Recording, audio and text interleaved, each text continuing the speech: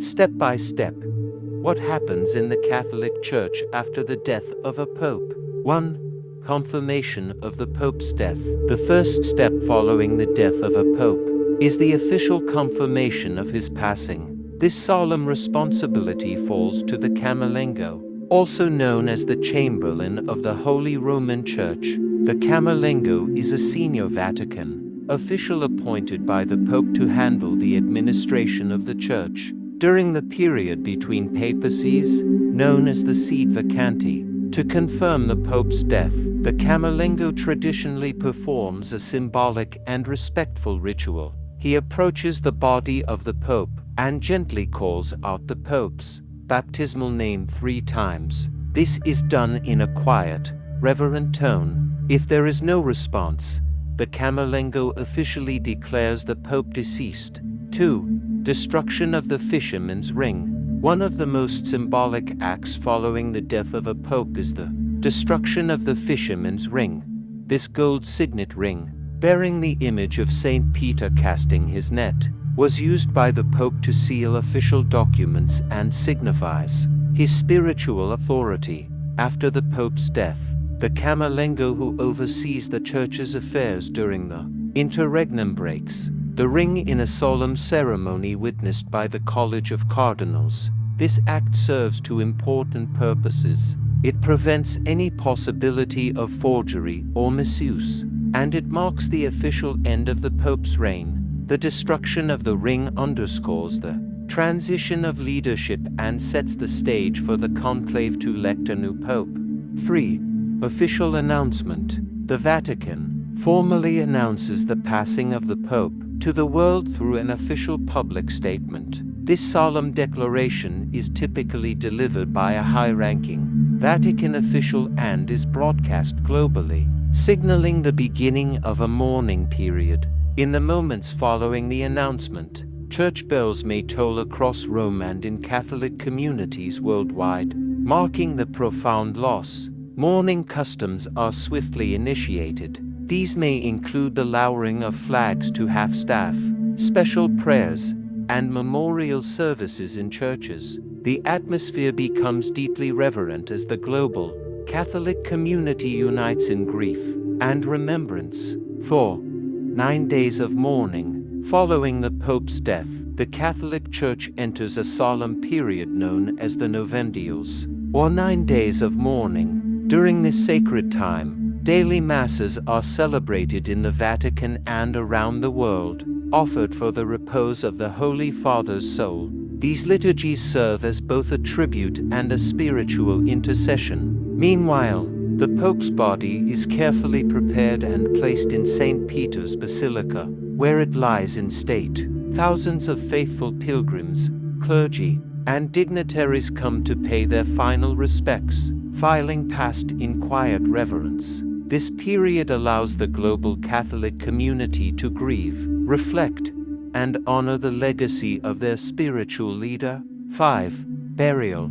The final step in the mourning process is the burial of the Pope, which typically takes place in the crypt beneath St. Peter's Basilica's sacred resting place, shared by many of his predecessors. However, depending on his personal wishes, the Pope may request an alternative burial site. The burial itself is steeped in centuries-old tradition. The body is usually placed in a series of 3 coffins, the first made of cypress wood, symbolizing humility, the second of lead, signifying strength and protection, and the final one again of wood, often oak, representing dignity. These are nested one inside the other, then sealed and laid to rest in a solemn and prayerful ceremony, witnessed by the faithful and church leaders from around the world. 6.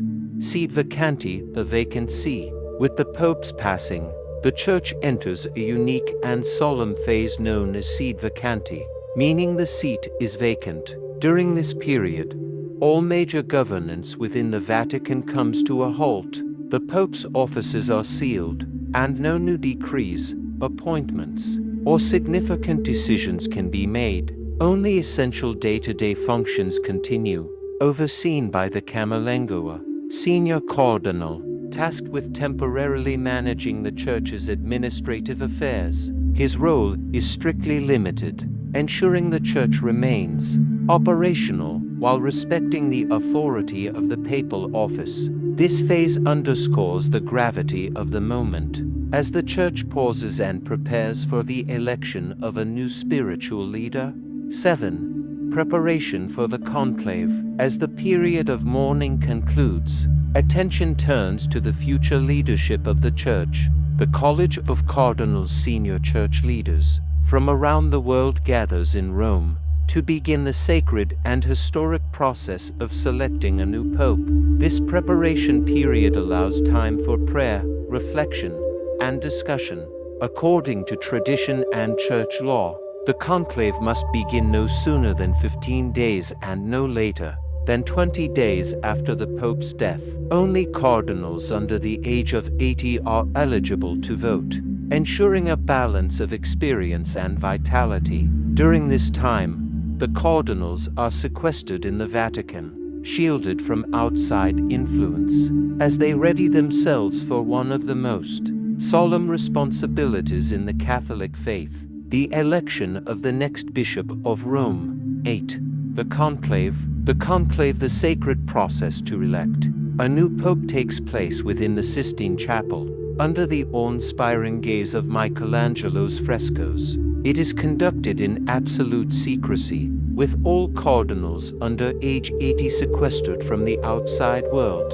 No phones, no contact, only prayer, discernment, and quiet deliberation. Voting is held in multiple rounds, and the process continues until one cardinal receives a 2/3 majority, ensuring a clear consensus. Once a candidate reaches the required number of votes, he is asked the solemn question, "Do you accept your canonical election as Supreme Pontiff?" If he accepts, he then chooses the name by which he will be known to the world as the new leader of the Catholic Church. 9. The new pope is announced.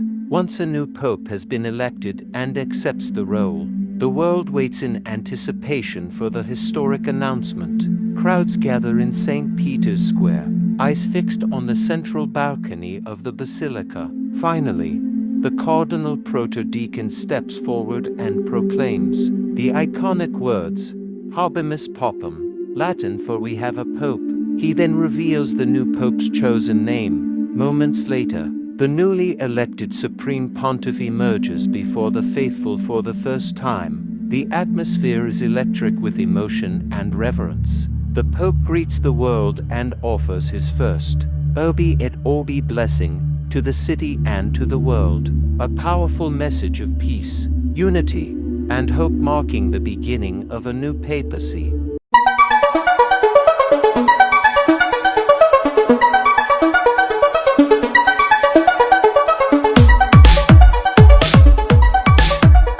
This is Chinix TV.